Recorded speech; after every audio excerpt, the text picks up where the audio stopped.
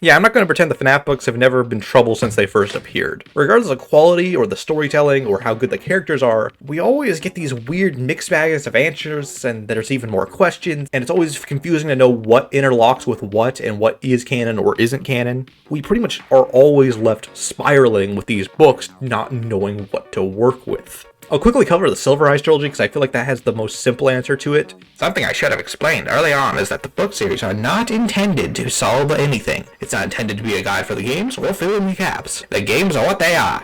And I stated before, the story is finished. This is from around the time when Scott was adamant that FNaF 4 and FNaF World were the true ending to the series. However, this statement seemingly fell on very deaf ears, since 7 different characters have collectively been accused of being robot recreations of prior characters by game theory. Despite the only actual reveal from the books being the loose archetypes like good inventor with some problems, evil inventor that likes rabbits and murdering children, and Charlie being a good guy daughter, Elizabeth being bad guy daughter. Literal specific events almost never cross over. I would say the sound discs are the only thing that are really stuck that are like a completely original concept to the books. And even then it's kind of arguable. The initial idea that there would be some connections was true, but the community got overzealous with this idea and became too obsessed with that there had to be more connections, there had to be some things that connected. And if these things connected, certainly even more must connect. What could I possibly say that hasn't been said before? Raid is kind of the embodiment of the ultimate mobile RPG. Well, it's more than just on mobile now, it succeeds in almost everything it tries to do. Seriously, there's 650 of these goopers. To put that into perspective, imagine if every League of Legends character had to fight 4 of them. I don't think they could handle it. I think the Raid Shadow Legends characters have that. I'm honestly not sure, with how much new content's always coming out with this game, if you could complete it all every month. There's just so much you can always do and look forward to or look around to. There's always a new legend coming around the corner to play with or interact with or expand on. There's a dragon egg hunt going on until May 15th, and you can use your idea at egghunt.plarium.com to explore the dragon's lair and have a chance to win up to $20,000 in Amazon gift cards. It's primarily for new players, but existing players can still get a reward. If you've been a fan playing the game for a while, you can go to egghunt.plarium.com and you can find a special promo code to earn a small gift. And guess what? It's Raid Shadow Legends' 4th anniversary last month. To celebrate said anniversary, I have found the best champions to invite to a birthday party. And there's some weird bird things, like the Sky-Touch Shaman, Cleopteryx. And you get to hang out with not weird bird things. Tumisia, who's like a fox kind of thing. Kind of reminds me of Foxy. And Razelvarg, who's like Bonnie, but even more cursed somehow. And even if you're not normally into mobile games or sponsorship in general, you've got to give them credit for reaching out to creators. And honestly, I think it's worth giving it a shot. There's a link in the description and a pinned comment down below and a QR code on the screen. And if you use the links, you can get my knight errand. I actually did make an account called Sayer Squawks for what it's worth. So I would say go check it out. Anyway, back to the original video. To me, that desire for something that was not canon but directly overlapped is what led to the response of Fazbear Fright, and maybe even the development of it. It's a series that does stick closer to what the games were, and now there's a fairly growingly prominent theory called Stitchline, which is this idea that the Stitch Ray Stinger and Frights, and all stories directly connected to them, are in the same continuity as the game. And while, like the books, I think the Fazbear Frights books are good, hell, at certain points in the story, I think they actually handle the lore better than the games occasionally do. I have a lot of issues with the concept of them being canon beyond just like the literal evidentiary stuff. I'm not going to argue whether it is or isn't, but I want to talk about how frustrating this concept would be in practice. If these stories are canon, I want to explain why it's extremely frustrating from a writing and plot standpoint, and how annoying it is to fit it with the prior characters and plot point. And to be honest, I think the idea of Stitchline fundamentally makes the entire point of the book series redundant. If the Stitch Ray Stingers were in fact canonical events directly in the game continuity, Andrew and Jake, the 2 main spirits in the Stitch Wraith, are just brand new characters, and by the end of the books they're freed. Afton is killed again along with Eleanor, / the Agonies, / whatever you want to call it. The point is, that's where their story ends. And if we rewind a little bit to what was going on in FNaF 6, the core addition to William, Andrew, and Jake's story arc is reverting everything back to where things were in FNaF 6's ending. everyone's freed and destroyed and moved on. What is the point of this story if it's canon? It doesn't set up anything for the future. It's a really weird way to end it by doing it all exclusively in the books if this is the true ending. And even then, it doesn't end anyone's character arc. William's character arc is the exact same as it was in 6, so it's not like expanding upon him really. And Andrew and Jake are effectively introduced in this, even if you argue that Andrew's the spirit in UCN. All of his story is actually expanded and explained here. So once again, what is the point? The core defense of this theory is that it solves things, and Scott said that these books would help provide answers for the series past. So what answers does Stitchline actually solve? The MCI? Well, you can get the 1985 date with the whole parallel theory of all these books are an analogy for what have happened, so you don't need Stitchline to have that help. But it's also weird in the context of Stitchline, because if the MCI is exactly as it is loosely in Into the Pit, or just in general as Stitchline portrays things, then there is a phantom extra 6th kid who we have to now work into as this weird pseudo-retcon. And also with Stitchline, we have no definitive answer for the bite victim, period, or Cassidy. So we're actively avoiding 2 questions raised by the prior series and the survival logbook. So what answers exclusive to Stitchline are prompted? Midnight Motorist? No, not really. Some people try to argue that Andrew's the kid running away and being lured by William, and that Orange Guy is Andrew's abusive dad. However, I would say this completely ignores the context of Midnight Motorist. I know I'm not going to say anything that hasn't been said before, but all of it combined just feels inarguable to me. The fact that the cutscene has rain, and it starts with our protagonist driving off and speeding off, and considering this is all in FNaF 6, the same game with Security Puppet, which ends with rain and tire tracks burning off in the distance away from Charlie's murder, and the fact that the minigame in the game files is named Later That Night, heavily implies that this is later after William kills Charlie. Given that William is the only person in this franchise ever depicted with driving a purple car, and we know from FNaF 2 that he drove a purple car, got out and killed Charlie and drove off, that direct context heavily implies this is all connected. And given that our main guy in Midnight Motorist is driving a purple car through the rain towards his house, it would be the next level of misleading storytelling to say this is not William. So unless you're describing that Andrew is an Afton, and that right after this William books it to the Freddy's Pizzeria place to kill Andrew, this does not work.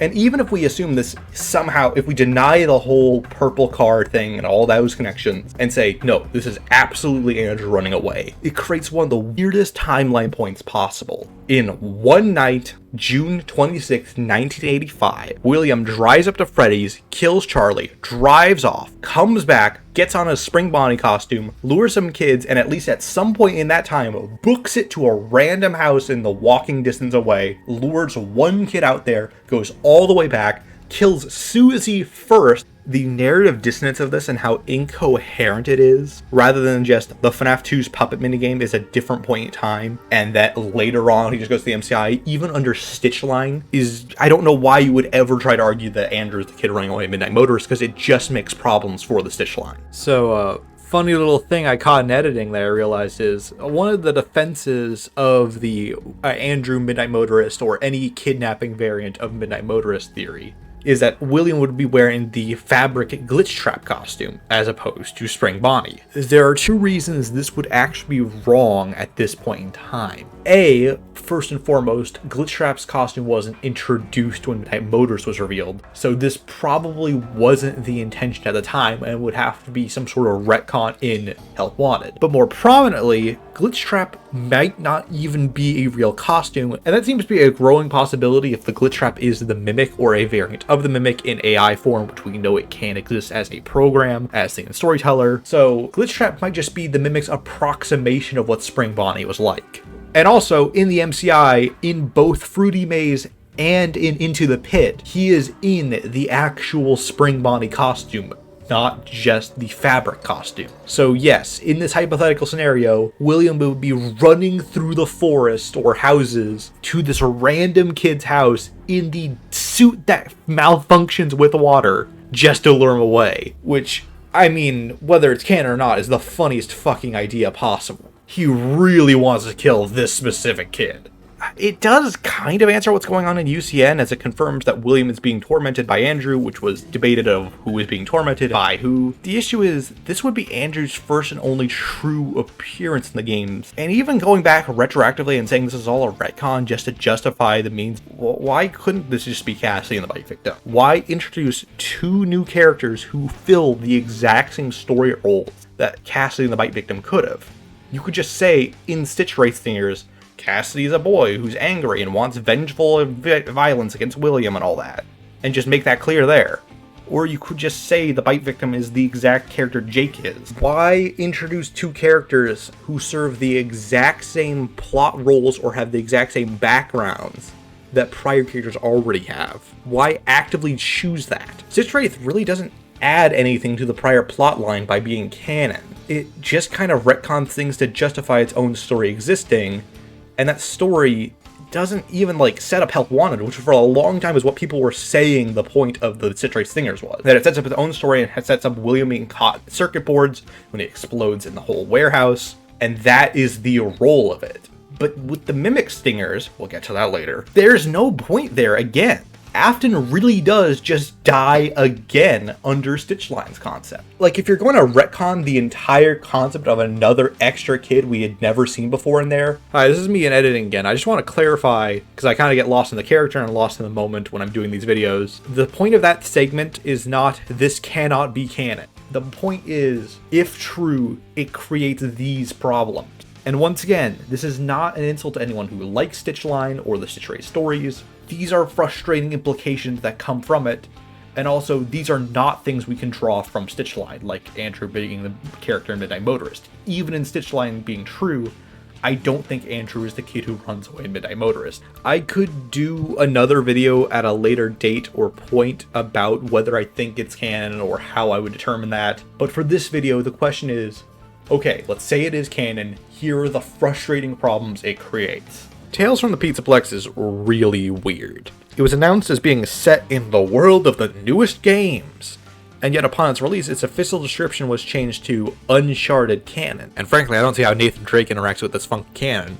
I thought 4 was supposed to be the end, but that wouldn't be the first time. This sort of implies a change in direction, and if you skip through the first few books like I did, it felt like it was a fast and loose adaptation. Like it was meant to be canon, but went too far off the rails, so Scott just decided to not make it canon anymore, and maybe just only the epilogues were actually canon or important. And all of these pointless nonsense stories were just there for fluff or fun. 11 short stories in, and out of nowhere we get Bobby Dots, which plays extremely by the rules of the game. And in the very next short story collection, we had 3 stories that all seemingly in this massive bombshell all were connected. GGY, Bobby Dot's Conclusion, Storyteller. They all tied into either the Mimic plotline or the games directly, in terms of at least setting and world. And while Bobby Dots is kind of its own side story set in the direct world of the games, to an extent, it's kind of arguable, it's complicated. Just know that a lot of it isn't dedicated to stuff that happens in the Pizzaplex.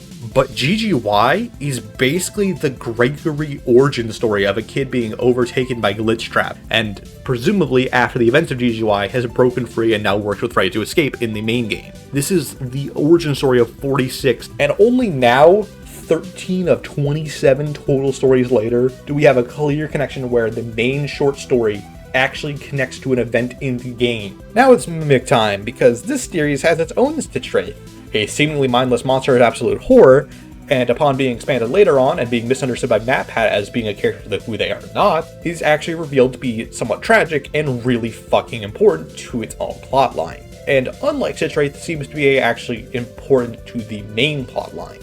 Now granted, a lot of this is going on the Nexi leaks and just general other plot threads, particularly in Storyteller, but it seems like the current lore of Glitchtrap is that it's a particular robot called Mimic 1 that was given agony by its creator, Edwin, and it was unintentionally taught violence by many different people, and then promptly picked up by a rich asshole named Mr. Burroughs and used to try and cheat development and runtime and production of many different things, where it picked up the story of William's murder history and the horror of the games, and it now exists as an AI trying to recapture the personality of what it learned of the legendary killer trapped in Springtrap. This also seems to be why it takes over the people that it does. It's the Mimic trying to remake the past it learned from the VR game with the other Fazbear records. Afton had a daughter with green eyes and blonde or gingerish hair. Therefore, he should have a girl that works for him that is just like that.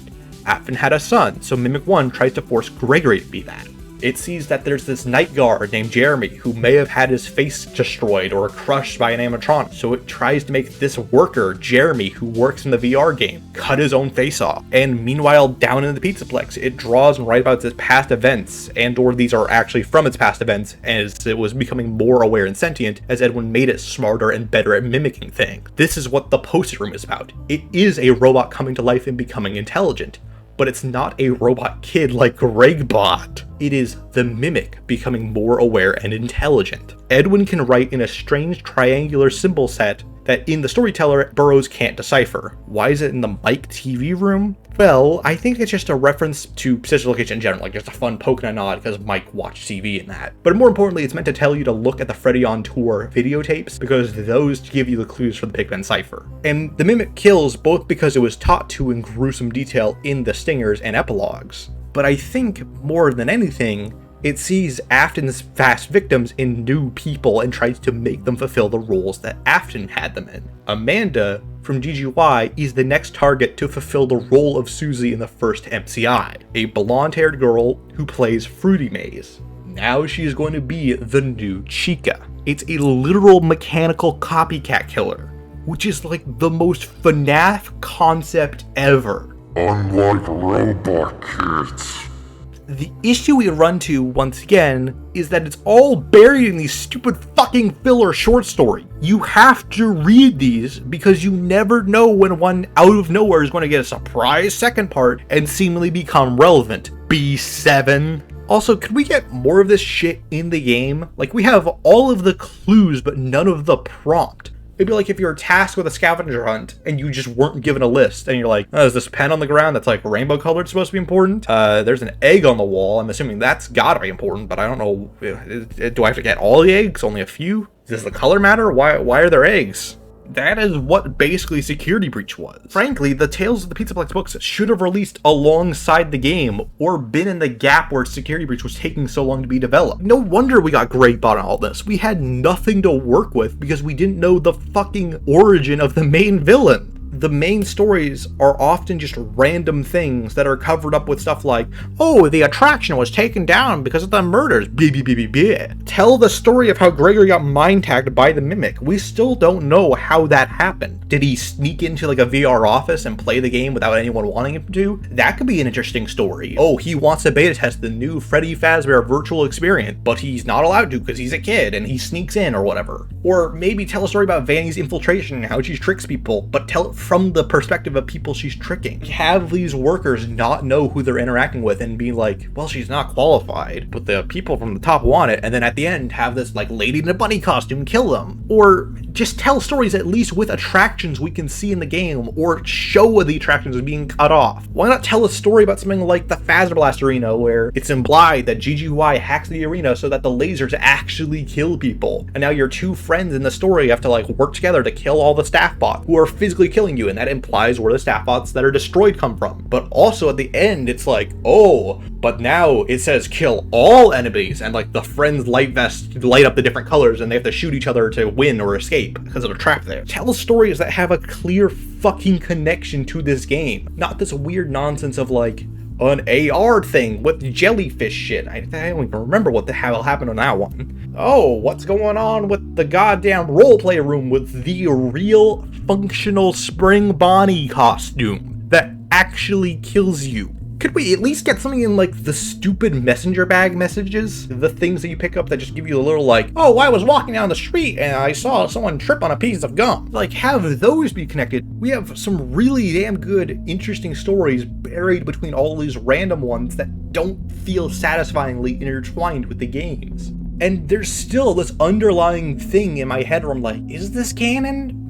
Probably at this point. I've seen tons of explanations of how they could be canon and these really detailed timelines of how they interlock and intertwine with things. But at the same time, there's like weird little errors that bug me. Bobby Dots seemingly is set before Security Breach because after Security Breach seems to be Ruin, unless Ruin's a prequel, but that's never implied in the Singers. Then we have this weird timeline where everything has to happen in a roughly 5-year span. And if that's the case, Bobby Dots has stuff like, he finds a Mr. Hippo magnet buried in the trash, and it said that it was discontinued for years because it was too strong and caused the machines to go on the fritz. And yet we just get it normally vended to you in Security Breach, which should be the last or latest thing in this timeline. At that point, is that an error, or is this a clue that Bobby Dots is after Security Breach? Because maybe it just was. We don't know.